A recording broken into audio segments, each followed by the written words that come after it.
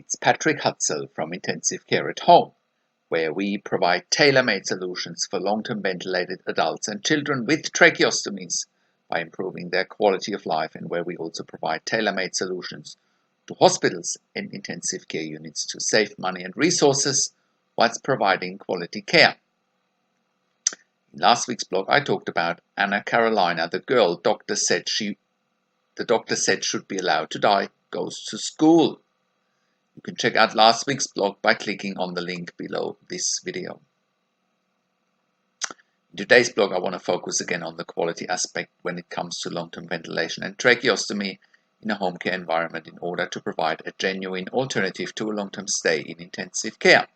So today's blog post is the 10 quality features to look for when it comes to home ventilation and tracheostomy.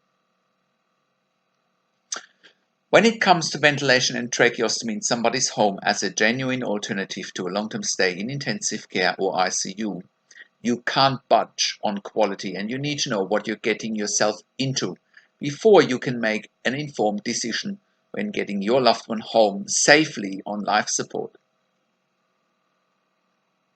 We have many families in intensive care either as clients or contact us, and they think that they can just take their loved one home from ICU or pediatric ICU. They think they can do it themselves, only to find that it's too hard and too difficult, and they literally crash and burn, and their loved one is going back to ICU, making matters even worse for everyone. Taking your loved one home on a ventilator with tracheostomy from ICU or pediatric ICU is also often against medical advice, and I have more on that later. Other issues we're finding is that long-term ventilated and tracheostomized patients end up in LTAC or long-term acute care, or even worse, in nursing homes.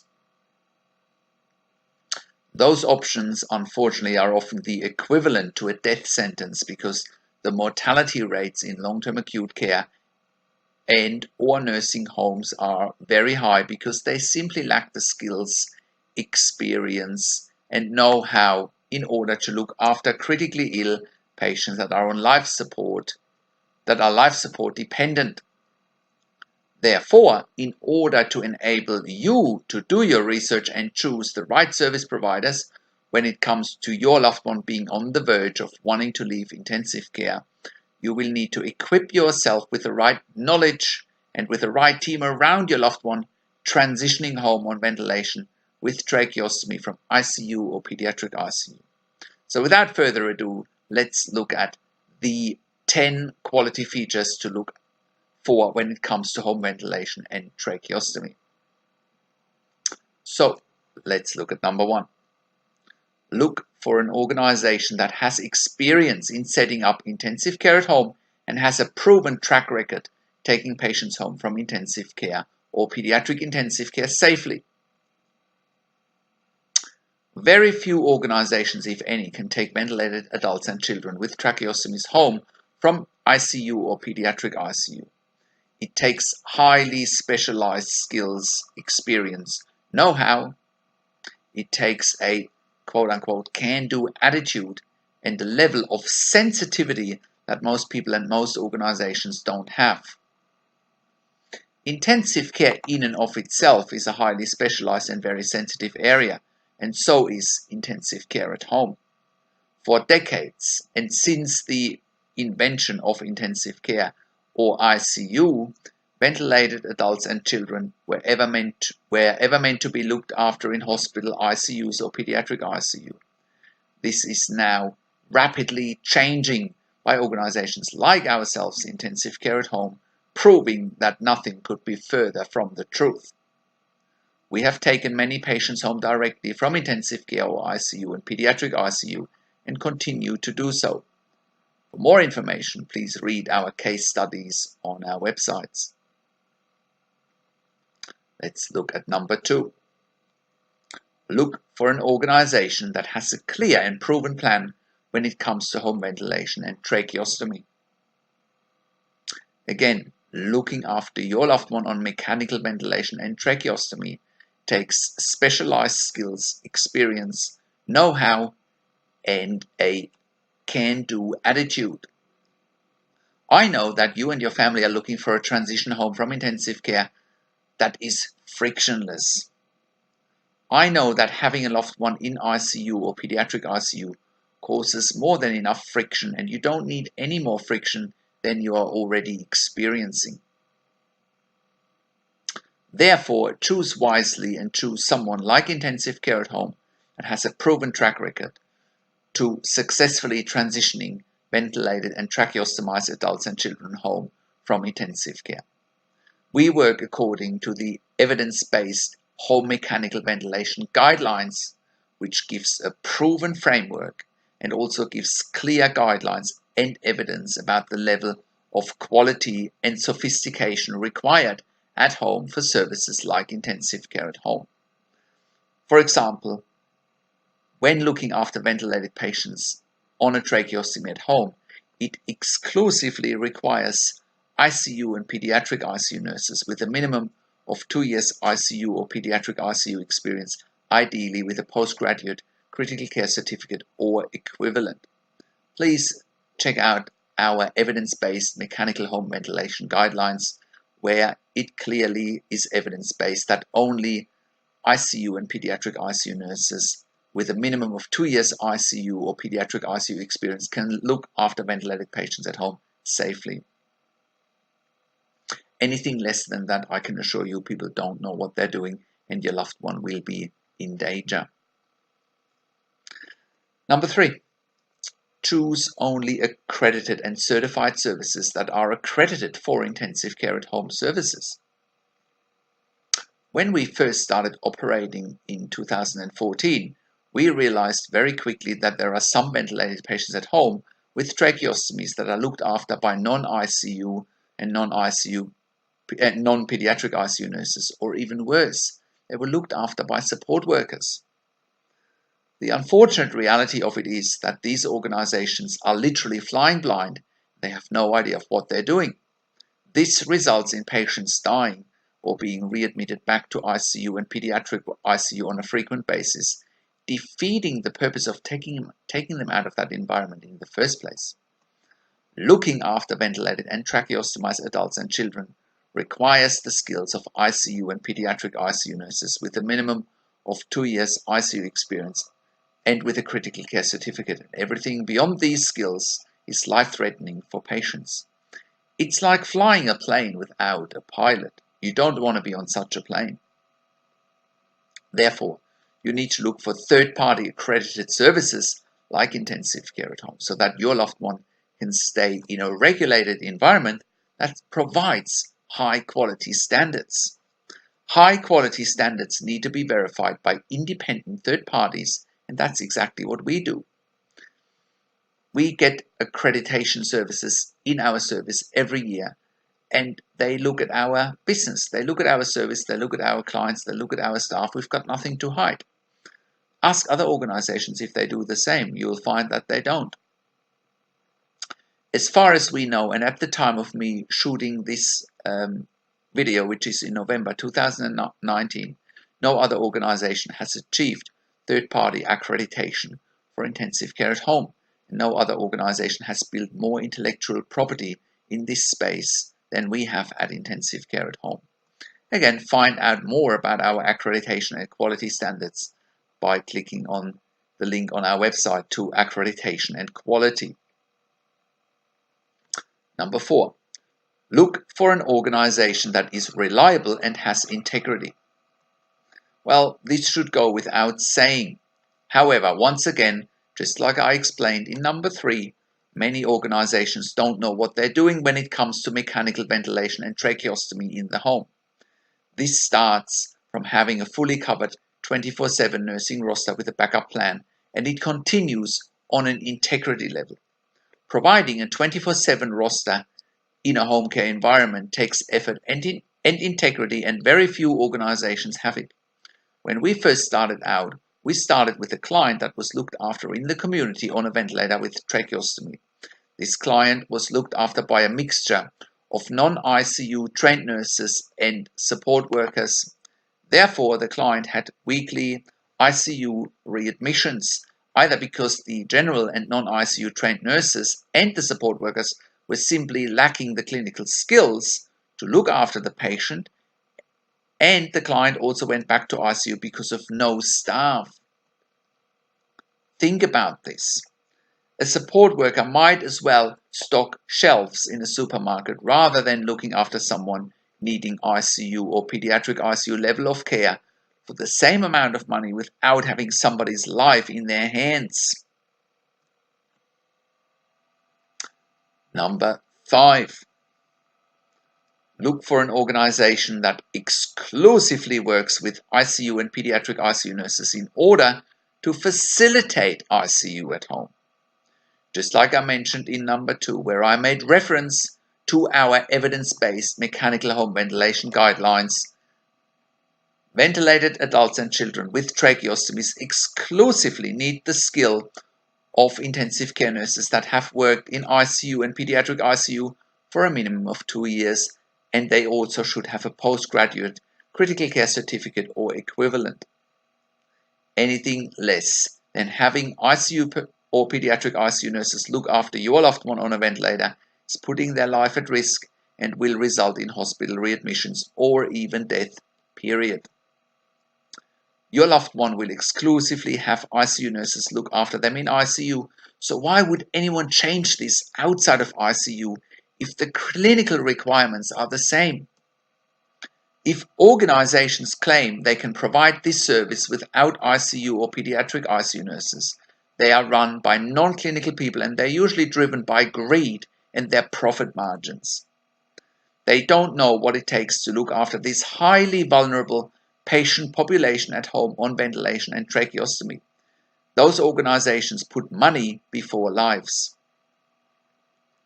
Intensive care at home is run by intensive care professionals, and surely we need to make a profit to stay in business, but our clients and their needs are first and foremost.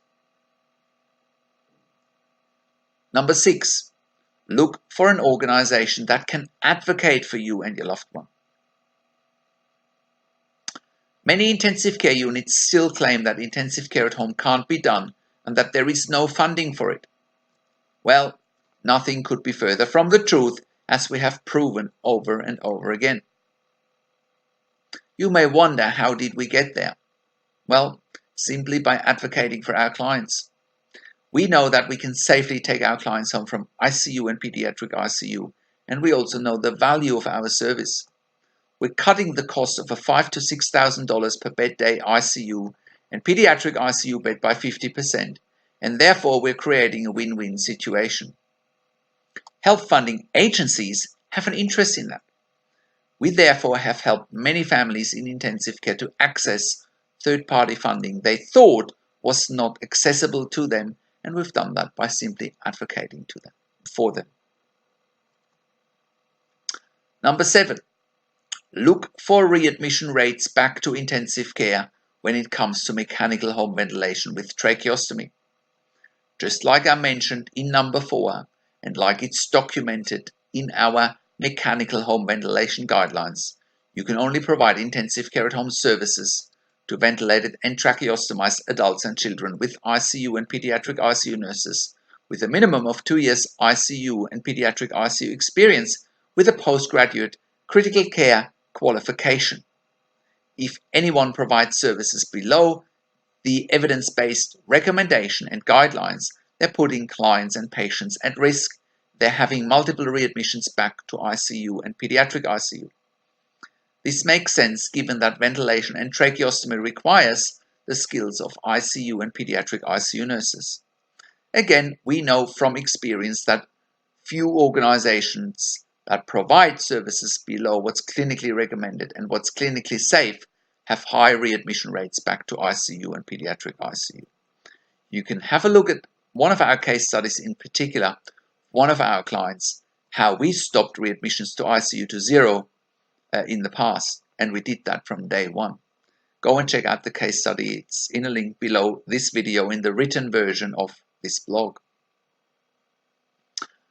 Number 8, look at a proven track record to weaning ventilation and tracheostomy at home. The overwhelming majority of patients in intensive care need a ventilator temporarily. Most patients at home need a ventilator for the rest of their lives, but certainly not all of them. Again, we also have experience in having patients weaned off ventilation and tracheostomy at home. Rather than being weaned off ventilation and tracheostomy in ICU or pediatric ICU, we can wean your loved one off it at home if the clinical condition allows. For example, conditions like Guillain-Barré syndrome don't require a 6 to 12 month ICU stay or ICU admission. The weaning process can be done at home as well. Again, have a look at a case study of one of our clients where we weaned them off a tracheostomy at home. And if your loved one is going home for end-of-life care, make sure the organization you're engaging with has experience in end-of-life care for ICU and pediatric ICU patients as well. Intensive care at home has experience in end-of-life care or palliative care at home for ICU and pediatric ICU patients. Have a look at our services and another case study again where we showcase those situations. Number 9, look at signs that quality of life can be provided at home that is not possible in ICU or intensive care. So when long-term ventilated adults and children are stuck in ICU and pediatric ICU, all they want is to go home, and we understand that. The comfort of one's home can never be replaced anywhere else. But besides leaving ICU and pediatric ICU and going home, what else can be provided at home that hospital ICUs can't provide? Well, the answer is simple. Look at what quality of life is possible at home. For example, can children go back to kindergarten or school? Can adults potentially go back to work or at least work from home? This is all achievable with the right support structure, and no intensive care unit can provide more than clinical care. Intensive care at home can provide the clinical care as well as the quality of life aspect of care that cannot be provided in a sterile ICU or pediatric ICU environment. And last but not least, number 10, look for an organization that is run by intensive care professionals and not by business people.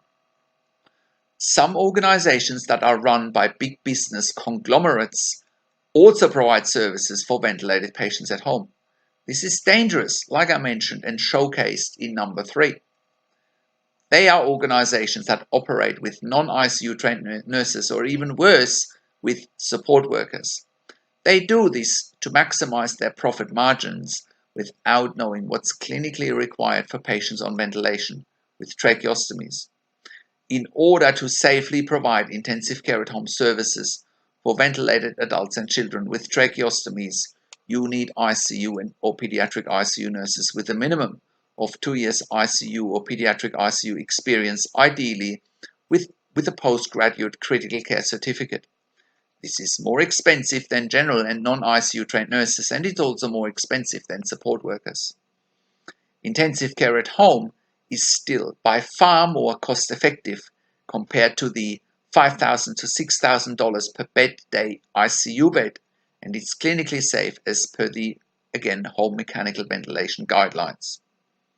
Therefore, looking after mechanically ventilated patients with tracheostomies takes a team of ICU and pediatric ICU nurses and nothing less. And don't forget, you will need people that can advocate for you and for your loved one, just like I mentioned in number 6. So don't fall prey for the big corporates driven by greed, who are run by business people not knowing and understanding what's clinically required for your loved one. Look for services like intensive care at home that is run by a group of intensive care professionals. If you want to find out how we can help you to get your loved one out of intensive care, including palliative care or long-term acute care, or also we can help you get your loved one out of a nursing home, or if you find that you have insufficient support for your loved one at home on a ventilator, if you want to know how to get funding for our service, or if you have any questions, please send me an email to patrick@intensivecareathome.com. That's Patrick just with a K at the end, or call me on one of the numbers on the top of the website. Also, have a look at our career section. If you are an ICU nurse with a minimum of 2 years ICU experience. We are hiring for clients in the Melbourne metropolitan area, in the northern suburbs, Mornington Peninsula, and in South Gippsland, Victoria. We are an NDIS, TAC, and DVA approved community service provider in Australia. We have also been part of the Royal Melbourne Health Accelerator program for innovative healthcare companies previously. Thank you so much for tuning into this week's blog. This is Patrick Hutzel from Intensive Care at Home, and I'll see you again next week in another update.